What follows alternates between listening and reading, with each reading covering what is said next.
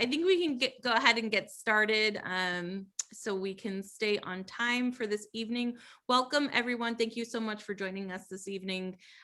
This is our last Meet the College of Science Department series. We saved the best for last, as I planned, wink, wink, for our linguistics program here on campus. So I am very excited for you to meet two of our faculty members from our linguistics program, as well as one of our seniors who's going to be graduating. So without further, I should say, at any point in time, if you have questions, please do put them in the Q&A chat box that you see on the bottom of your screen, and we will get to as many questions as possible before the end of the session. All righty. So Dr. Cooper, I'm going to pass the mic over to you. Good evening. How are you? Oh, I'm doing very well, thank you. So good evening, everybody. Thank you all for coming to hear a little bit about linguistics at Northeastern. I'm going to share my screen now because I have a little slide presentation that I put together just so we have a common basis of understanding that we can build on in the Q&A portion. As Lauren said, I'm Dr. Cooper. I am an associate teaching professor in the linguistics program in the College of Science. I'm also the assistant program director and the faculty advisor. So if you pursue linguistics at Northeastern, we're going to have a lot of opportunities to work together and talk about how you're going to be able to achieve all your linguistically oriented academic goals. I'm also joined by my colleague, Dr. Heather Littlefield, who is the program director of the linguistics program, as well as a full teaching professor. As Lauren said, we also have Molly Wilson, who is a senior student in the linguistics program who will be graduating this semester with a major in linguistics and, if I'm not mistaken, minors in speech language pathology and audiology, as well as American Sign Language. So we're all here and we're going to be incredibly excited to tackle any questions that you've got about linguistics at Northeastern. But let me just dive in with this little presentation that I've put together.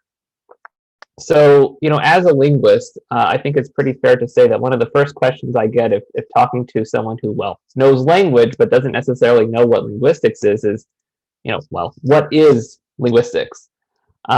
Simply put, linguistics is the scientific study of language. One of the foremost questions that linguists are interested in exploring is, what do we actually know when we know a language?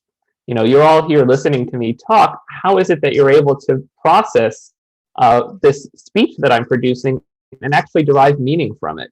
Right? What are all the different components of your knowledge that allows you to do that? And if you take a step back and think about it, there's actually a lot that's going on in a remarkably short amount of time. Right? As you're listening to me speak, you're sensitive to the speech sounds, right? The phonetics of language. You're also interpreting these speech sounds in terms of phonemes, these abstract sound units, the phonology of language. While you're recognizing individual sounds, you're also putting these sounds together into recognizable words, right? The morphology of language. And while you're doing that, you're also putting these words into recognizable phrase and sentence structure, right? The syntax. And while you're doing all of this, what you're also doing is paying attention to the meaning, right? The semantics of all the units that I'm producing and how they combine with each other. And you're also paying attention to the context that I'm producing this speech in as well, right? The pragmatics. So all of this, all of these areas of language study connect to areas of our linguistic knowledge. And linguists are interested in exploring these different areas and getting as deep an understanding as we can of how they all operate. And of course, there are any number of other questions once you start to look at language that it can be incredibly fascinating to explore as well. And one of the things that one can quickly appreciate thinking about linguistics, is how it connects to so many other academic disciplines, right? Language is central to human existence, and by extension, it's central to all of these different areas that I've highlighted here. So we can see points of contact, from anthropology to artificial intelligence, from psychology to sociology, from history to genetics, right? All of these points of contact with other academic areas, language study, linguistics is central to all of these, arguably. So, just a little bit about what linguistics is more generally.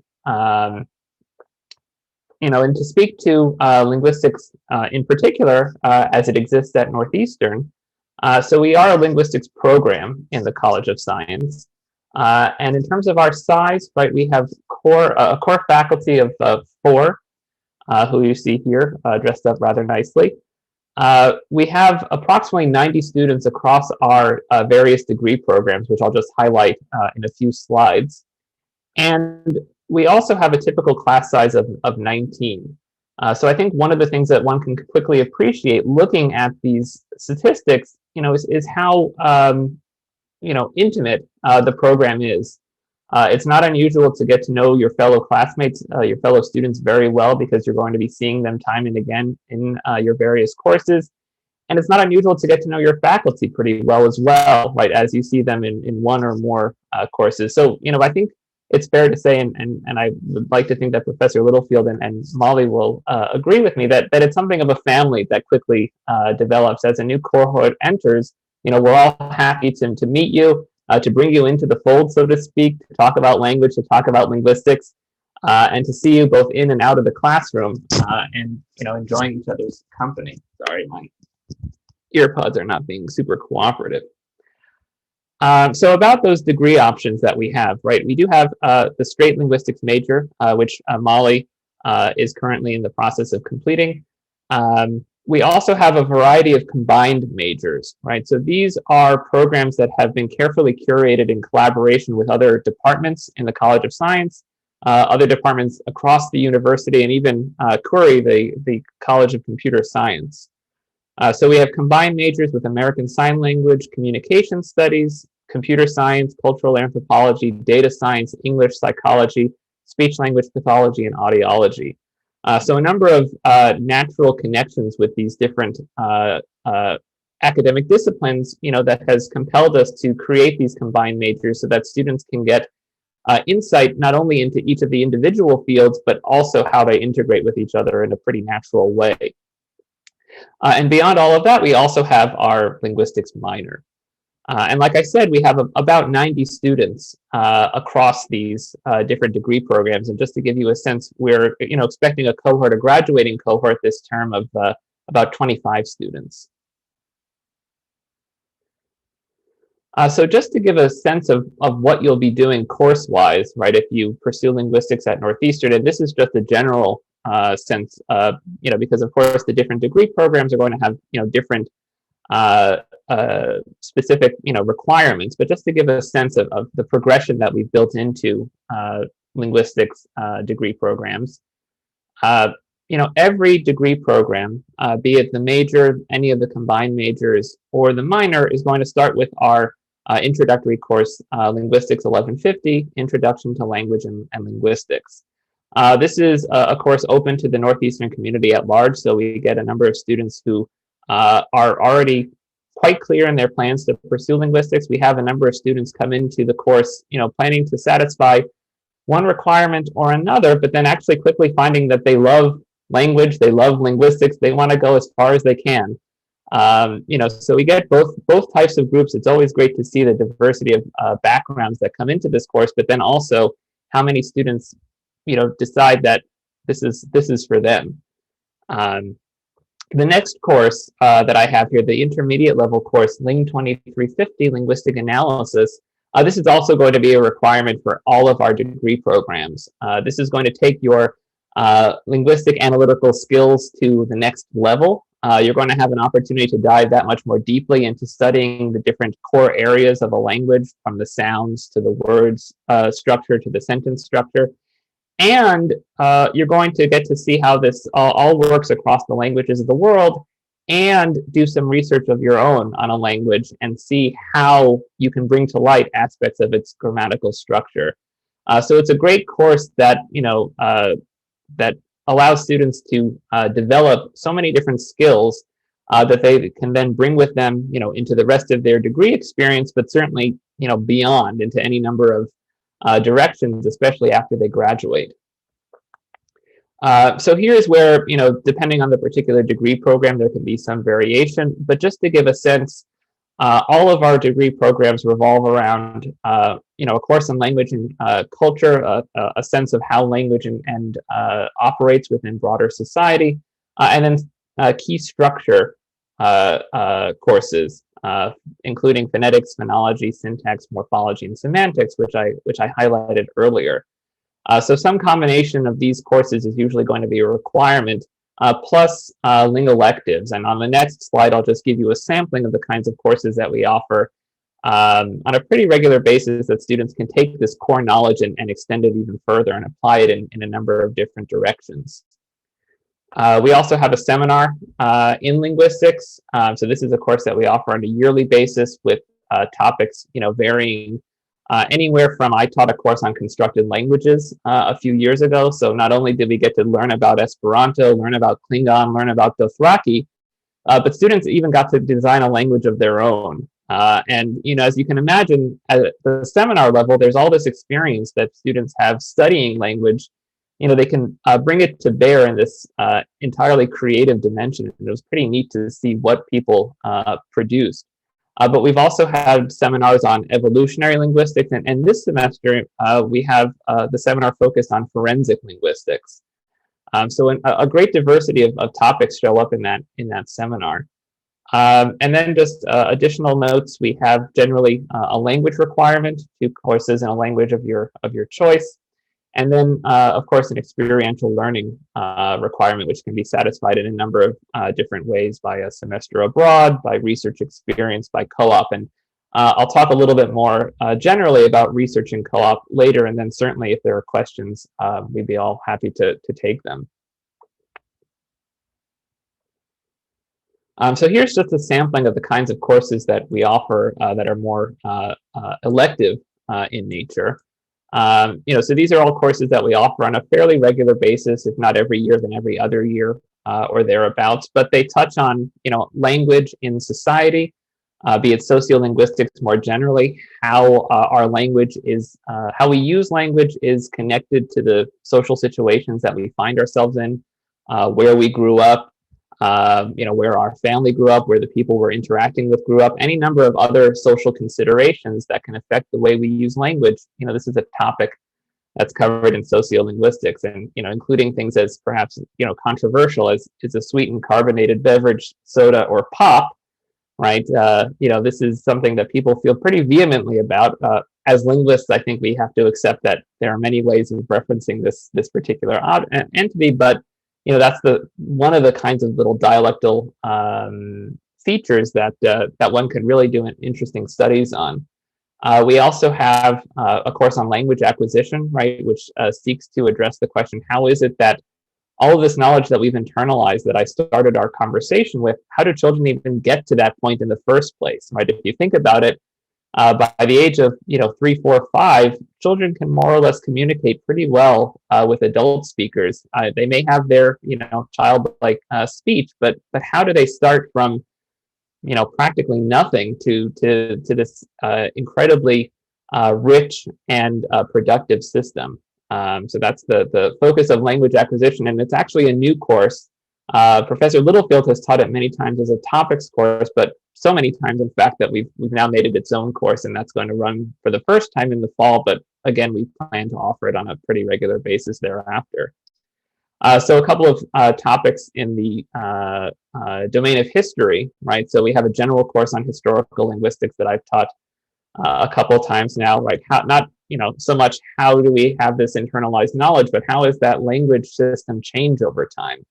If we go back to Shakespeare's time, if we go back even further than that, 1,000 years or so ago, without any kind of special training, what we think of as English doesn't look like English to us. How has that system changed? So we have that general course. We also have a course specifically for the history of English. And then also, I skipped over this before, but language and gender, another one of those courses that take a social perspective to studying how language is used, right? And this is just a sampling of kinds of electives that we offer that allow students to build on their understanding of how language operates.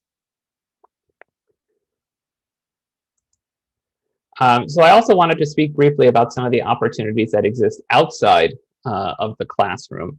And depending on the interest, we can certainly go into some more detail in the Q&A portion. But we have, students, of course, go on co-op. Northeastern is quite well known for its co-op program. And we actually have a flagship linguistics co-op that takes place in Germany, in Kaiserslautern, working with Professor Stanley Allen. And students go and work in Professor Allen's lab, analyze language data hands-on, and it's an incredibly rich experience. But there are many other opportunities that students can engage in as well. Students can engage in research in a number of different ways. We have a lot of opportunities for student-initiated, student-directed research, where students can tackle a question that they are actually interested in pursuing in collaboration and in coordination with faculty. So that can take place in a number of course settings, actually. Students can do independent studies. Students can do a 2-semester honors thesis project. And students can do a research seminar, oftentimes in their final year. And in all of these cases, it's an opportunity to engage in a bit of exploration beyond what one may be able to do in a classroom context. I also wanted to give a plug for our first and only Dialogue of Civilizations. So this is something that Professor Littlefield and my colleague, Professor Robert Painter, has put an incredible amount of energy and time and effort into designing. So this is going to run in summer 2022. So the only prerequisite is Linguistics 1150. So if you take Linguistics 1150 between now and next summer, you'll be right where you need to be to put an application together. And it's going to be taking place in Scotland. And it's going to be an opportunity to learn Scots Gaelic, to learn about Scots Gaelic in an immersive context, to do field work on Scots Gaelic in that immersive context, but then also to think about questions of language vitality. Scots Gaelic is a language that doesn't have as many speakers as it once did, as so many of the world's languages do, are in similar boats today. Right, thinking about those kinds of questions, it's going to be a really exciting opportunity. And as I've said many times to many different groups, I really wish, as a faculty member, I was allowed to apply to go, because I would really like to. But I certainly would encourage any student who has an interest in seeing how linguistics can operate, can function, not just outside of the classroom, but internationally. I think this is going to be an awesome experience. And then I just also wanted to note the various program events that we have, right? So we make every effort every semester, even this past year, and the oddity of it all, to have a regular slate of events for our students. We aim for basically once a month, if not more frequently, and these events can range anywhere from panel discussions with alumni who come back and offer us takes on their experiences after they've completed their time at Northeastern. This past semester, we actually had a panel on computational linguistics. We have a number of students who have gone on to work in a number of different areas connecting to this intersection of computer science and language study. So it was pretty exciting to hear what they're all doing. And as you can imagine, it's all fairly cutting edge, right? If you just think about it, someone has to tell Alexa or Google Home or whatever other smart device how to actually interpret language. And, it's one thing to know how to do it, but to tell someone else or something else how to do it, that's going to be a puzzle that really only a linguist is best suited to address. We have study breaks. So actually tomorrow is our reading day, and we've got a study break plan where we're just going to relax, chat, faculty and students, see how the semester's gone. We have some games planned. It's, just an opportunity to interact with each other in a low-key way. And there again, reinforcing that sense of community and family that I was talking about earlier. I think we're all pretty comfortable interacting, not just in the classroom, but also outside of the classroom as well. So just a little bit about the kinds of programming that we have. And I should also give a plug. As of today and through Friday, we have our regular end of semester poster presentations. So this is something that we hold at the end of each semester, where students who have engaged in research over the course of the term have an opportunity to share that research with the broader Northeastern community. In earlier times, and what we might call normal times, these were in-person events, but this past fall and now this spring, we've been able to take the poster sessions online. And in some ways, I think we've improved upon our regular design because we can reach so many more people with this venue. So certainly something that we're going to think about as we continue planning for future poster sessions. So just a little bit about the opportunities for linguistics, outside of the classroom, so to speak. So another, big question that I get from people who are not quite sure what linguistics is what can you actually do with a degree in linguistics? Where can you go? And here's just a small sampling. There's quite a breadth of career options that are available to a linguist, from cryptoanalyst to lab coordinator and all of these other options in between. We have had our students go on into a number of different fields, from law to business, speech language pathology and audiology. We can't, this is not an alumnus of our program, but certainly someone who is well known within the sphere of Northeastern. That is our president. President Ayun is a trained linguist, a syntactician.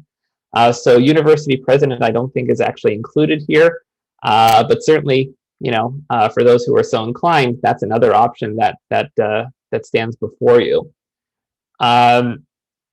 What you see here is that really a degree in linguistics can take you just about anywhere, right? There's no field where having a sense of language and having a sense of, being able to interpret data, being able to communicate, the findings that one has are not going to be useful, right? And a degree in linguistics at Northeastern is going to hone your skills at analysis, at critical thinking, at presenting, and in research. And so many different areas, these are very applicable.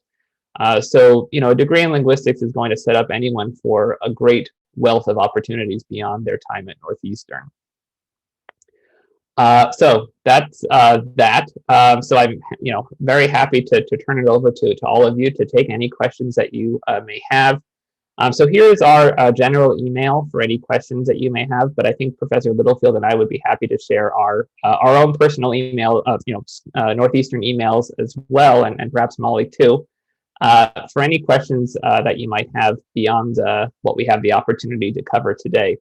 Even if it's just as simple as where did we get these really awesome shirts in the picture. We're certainly happy to pass that info along, as well as any other questions, address any other questions that you might have. So I'm going to stop my screen sharing now, and yeah, like I said, I'm ready for questions. Excellent. Before we start with some questions, could I just ask that we have some introductions for, we can start with Dr. Littlefield, who is the director of the linguistics program at Northeastern. Good evening. How are you? I'm doing very well, thank you. Yes, just welcome to everybody. Professor Cooper very nicely, in a very short space, I think well represented the program here at Northeastern. I love that he was emphasizing this kind of smallness and sense of family that we have. And in fact, he mentioned that our courses were capped at 19. I'm currently actually teaching a course on pigeons and creoles with 9 students. So it does give you a really great opportunity to work in a more intimate setting, perhaps with faculty than larger programs, I think. Just a little bit about myself. I'm my background is in language acquisition and syntax. And 2 of those themes I continue here as I'm teaching, but I do teach a wide range of courses, as do all of the faculty here. So I think Professor Cooper mentioned that we have 4 faculty who are dedicated to linguistics, but then we also have affiliated faculty members in psychology, English, anthropology, and so on. So I don't know. If you can't tell, we all really love the program here. We love linguistics and language, and we would just enjoy, geeking out on language with anybody who's interested, basically. Great, thank you for that. And Molly, welcome. Could you introduce yourself and tell us a little bit about your experience at Northeastern? Yeah, of course. So like Dr. Cooper mentioned, I'm a fifth-year linguistics major. I have minors in American Sign Language and Speech Language Pathology and Audiology. I actually started out as a combined linguistics and ASL major, and I kind of fell into linguistics through my intro to linguistics class. It was like a slow tumble down the hill to where I am now. So I can definitely talk about that experience in terms of what being a combined major versus a major is. I'm currently doing an honors thesis research project with Dr. Littlefield this year. So happy to talk about that. Yeah, so I really love my experience, and honestly, I think a large part of why I fell in love with linguistics beyond just loving the subject matter was really the professors. It's a fantastic department, and I enjoyed those classes so much that I just slowly kept getting more and more involved with linguistics to where I am today. Great. The classic tale of a student who takes intro to linguistics and then falls in love. I love it. Dr.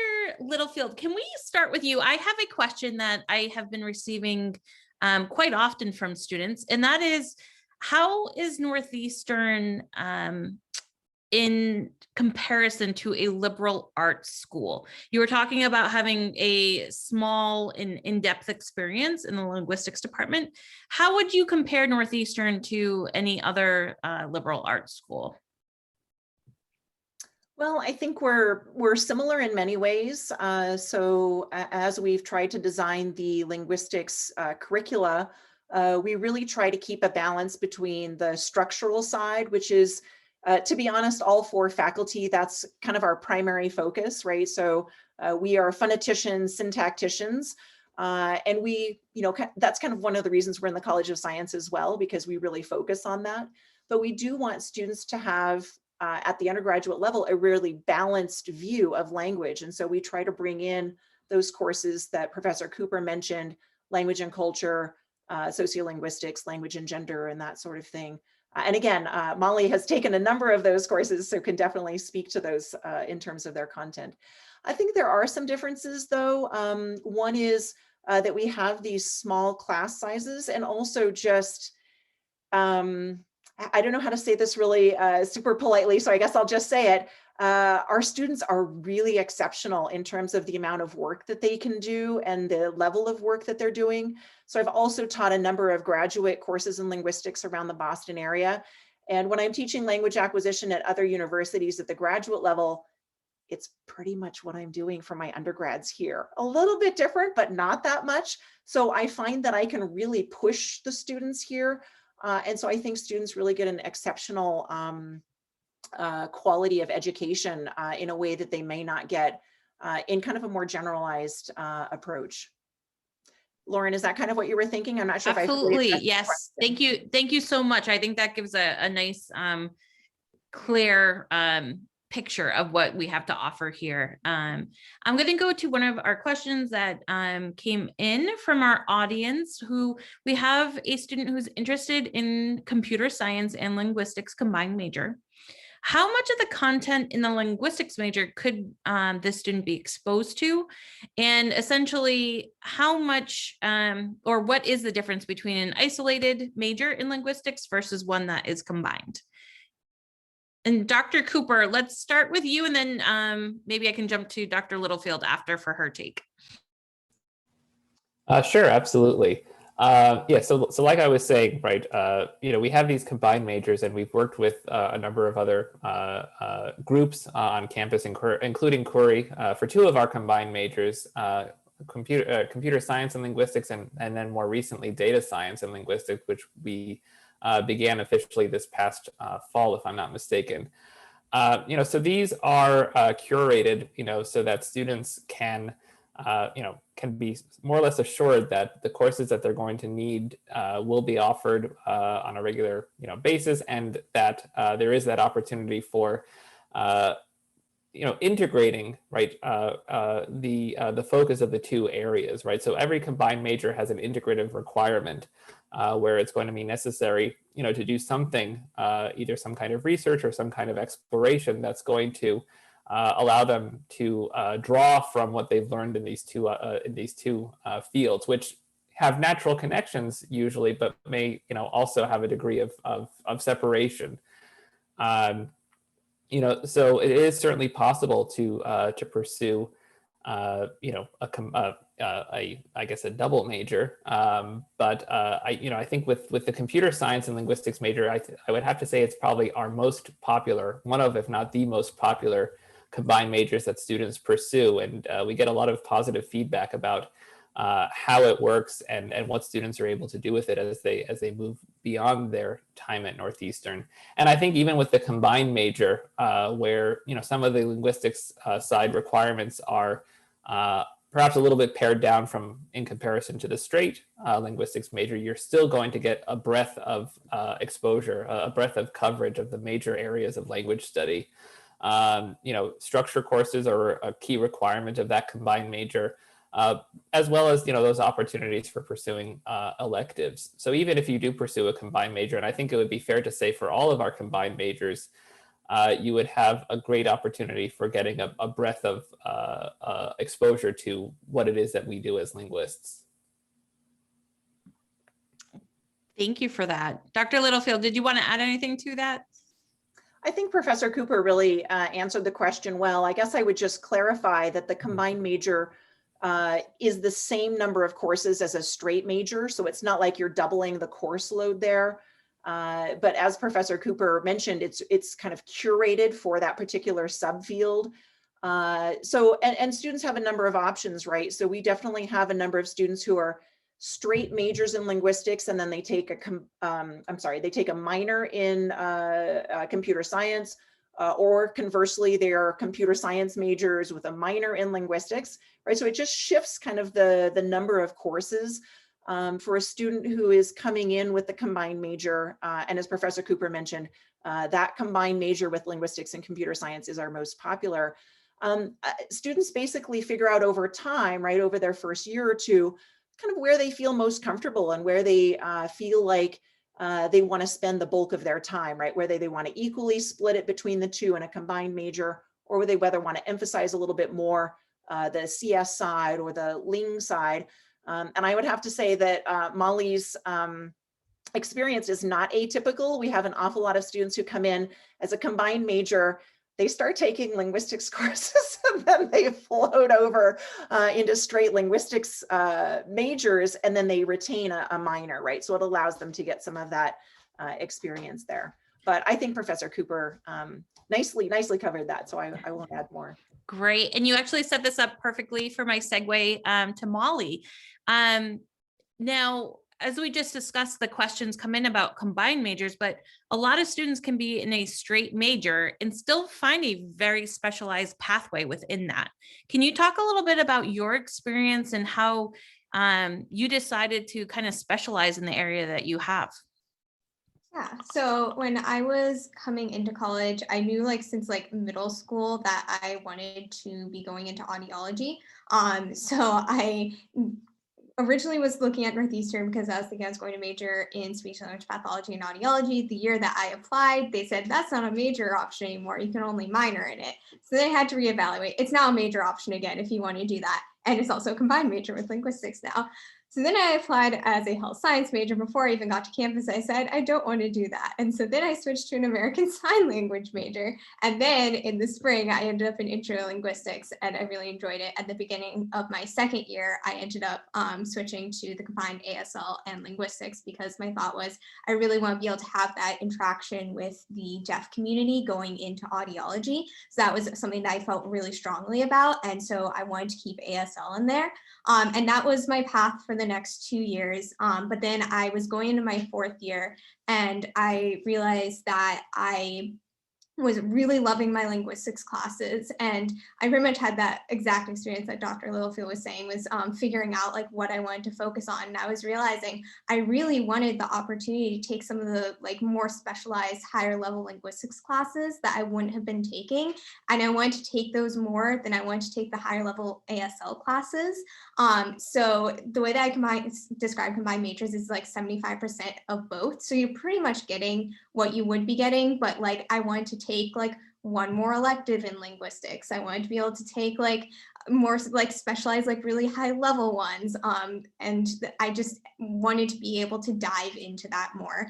And so that's why I ended up where I am now with my major and my 2 minors, because it really is the perfect blend. I was able to focus in on all of the linguistics classes that I wanted to take, but I'm still graduating with that experience with the deaf community that I really wanted to have. And my other minor allowed me to get all of my prerequisites and the experience that I wanted to have, so that I could get into grad school and do audiology down the line. So ended up being the perfect mix in the end, even though it took a little while to figure out exactly where everything was going to sit. Great. And I don't mean to make this the Molly show, but I have another follow-up. So that is a great explanation of kind of your academic journey. What about stuff outside of the classroom while you were at Northeastern? How did that influence your pathway along the way? Yeah, so I didn't have as much of a traditional like linguistics focused experience outside the classroom during my earlier years, because both of my co-ops weren't linguistics specific. My first one was at the Massachusetts State Archives as a reference assistant, and that was just kind of an opportunity for me like cross that off the list in terms of something I didn't want to do. And then for my second co-op, I was the newborn hearing screener at Tufts Medical Center, which I really wanted to have that opportunity for confirming audiology.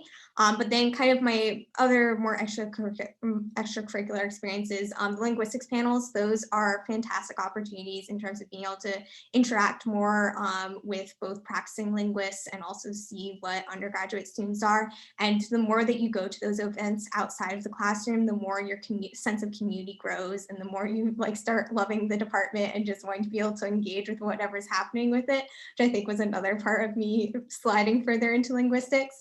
And then in terms of the research and the dialogue field, those kind of go hand in hand for me. I was originally planning on going on the linguistics dialogue to Scotland this summer, and I was really excited for that experience, but then that got canceled because of COVID, which meant that my 2 elective requirements, which I would have been fulfilling through that dialogue, I could no longer do. And so then I met with Dr. Littlefield, and I was like, I don't know how I'm supposed to fit everything in. And she said, well, you can do a honors thesis project, and that will fulfill all of your class like problems. And so that's how I ended up in that. And that really has been an eye-opening, very interesting experience this year. I've just been interacting with research and linguistics on a much deeper level than I otherwise would have. And it's really opened my eyes a lot. It's helped me a lot in my other classes in terms of deepening my research skills, my writing skills, just all of the ways that I interact with linguistics have been deepened through that. So the opportunities that are available really are valuable in terms of deepening your class experience with what you're doing outside of the classroom as well. Great. I think you are the poster child for flexibility at Northeastern. That was great to hear. You students certainly don't have to worry about getting pigeonholed into one position, especially from the start. Dr. Cooper, in line with that, Molly said something that is so important. She had an experience on co-op and checked it off her list because it wasn't the right fit for her. What do you say to students when they come to you to say, you know what, I tried something, I still really like linguistics, but maybe that certain topic wasn't the right fit for me? Do you mean a topic within linguistics or? Yeah, if they really are in love with linguistics, maybe they tried something out in the work area Okay. on co-op, but now they need to kind of redirect and kind of rediscover what might be a better path for them. Yeah, I think, like Molly said, the co-op experience is a learning experience, right? It's learning outside of the classroom, and it may very well be learning about what you don't want to necessarily spend your career doing. And I think we have to embrace that as a great learning experience in and of itself. This is a path of discovery. And certainly if a student comes back from co-op and says, I did this linguistic co-op, this work is not really what I'm interested in. And like you say, Lauren, I'm still interested in language study.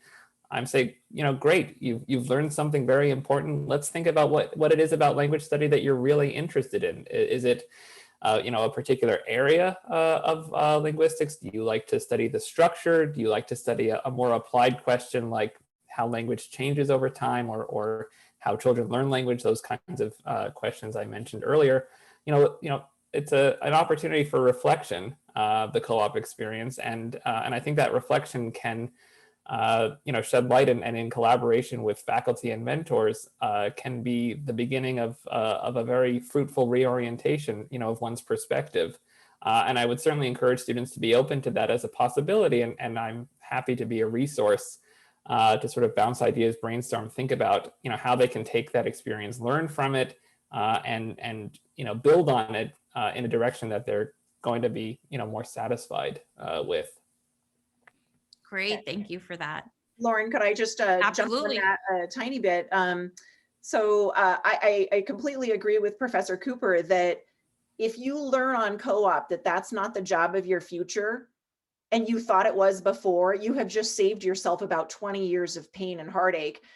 Because if you graduate from your program and then you go into your profession, pretty soon you've got an apartment, maybe you've got a mortgage, you're going to have a family, maybe some kids. It's pretty hard to make that transition from one profession to another. And I think if we look around, we all know a fair number of people who were kind of drudging, through their jobs. So I think if anything, the co-op opportunities where you find that's not what you like, that's just as useful as finding out what you do like. And the second thing is that I would say we've been very successful, maybe because we're a small program, or maybe it's just true at Northeastern in general, because there's so much flexibility, but we've had students design their own co-op programs. So Heather Fielding, who's finishing up her PhD right now at the University of Kansas in language acquisition, created her own co-op for her third co-op cycle to look at autism and language development and realized that's what she wanted to do with her life. And it was something that she and I had worked on to create this co-op. And it took a fair amount of legwork on her part, but we kind of brainstormed how she would go about creating a co-op, and it was very, very successful. And so again, like Northeastern has a huge database of possible co-ops, but it is possible to make one that's kind of just exactly what you want to do, right? And so, yeah, there's just a lot of flexibility there. Great, thank you for that, the added information there. Dr. Littlefield, I do have a question for you. So our dialogue of civilization programs at Northeastern are vast. There's a great variety. There's over 70 different countries to choose from. What made you excited as a faculty member to create one, and why do you think these are valuable experiences for students? Sorry, I'm clicking the unmute and it's not unmuting. Sorry about that. So yeah, working with Professor Painter on that dialogue is just been so exciting. I think as a linguist, well, first I just love to travel, and Professor Painter as well. And in fact, Professor Painter, who's the lead on the program, I have to give him all the credit, really. I'm kind of the floating, background. I think he would just live in Scotland. I kind of had to drag him back after we did a site visit there. But language is everywhere. And if we can take the opportunity of these dialogues of civilization to take students and actually have hands-on experience where we're eliciting data, we're analyzing data hands-on and in the field, I think that's super exciting. I would mention that the dialogues are fairly short, so they usually run around 6 weeks over the summer, some of them a little bit more, a little bit less, but it differs from, say, a standard study abroad program where students go for 4 or 5 months and study at a university. So these have Northeastern faculty who go and travel with the students. It's usually a pretty, well, in linguistics, it's a pretty small cohort that'll be going. Yeah, I'm not kind of sure. I feel like I could talk about that forever. So Lauren, I don't know if you want to narrow the question. To cut you off? No, you did a great job. Thank you for sharing that experience. There is one last question, because we are, believe it or not, already at our time for this evening. But Dr. Cooper, could you talk a little bit about how students who have AP credit or IB credit, how do they apply it to a major in linguistics? Because there might not be many opportunities to get advanced placement specifically in linguistics.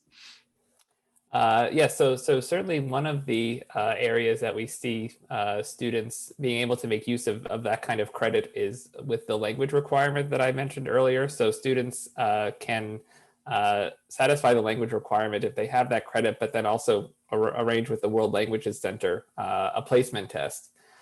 So we have a number of students who have used their credit in that way.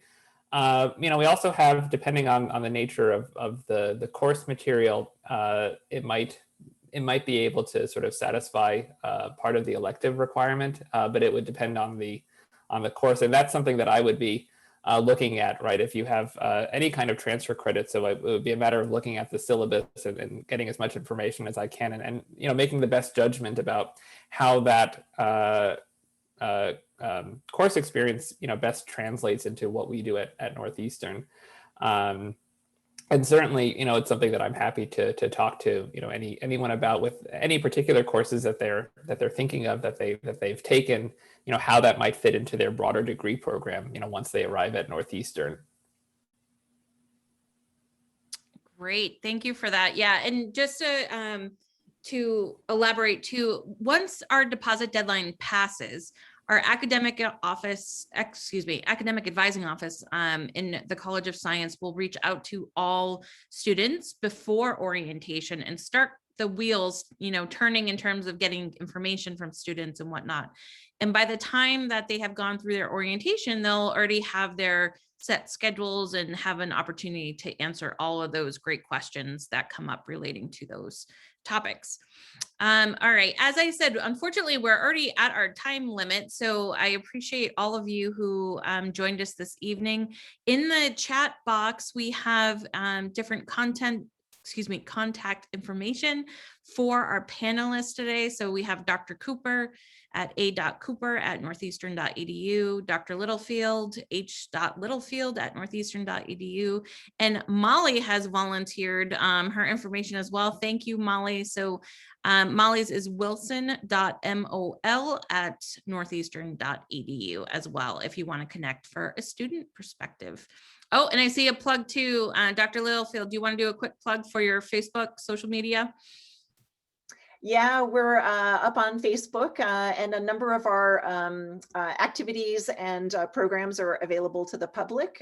So even if you're just generally interested in language, or you want to see the sorts of things we post, we'll post news articles or things we see. We're not highly active, but we get a couple of posts up there every couple of weeks or so. So yeah, check us out. Excellent. Thank you so much, Molly, Dr. Littlefield, Dr. Cooper, and thank you for all of our audience for joining us this evening as well. Please do reach out if you have questions. Otherwise, we wish you a wonderful evening. Thanks for joining us.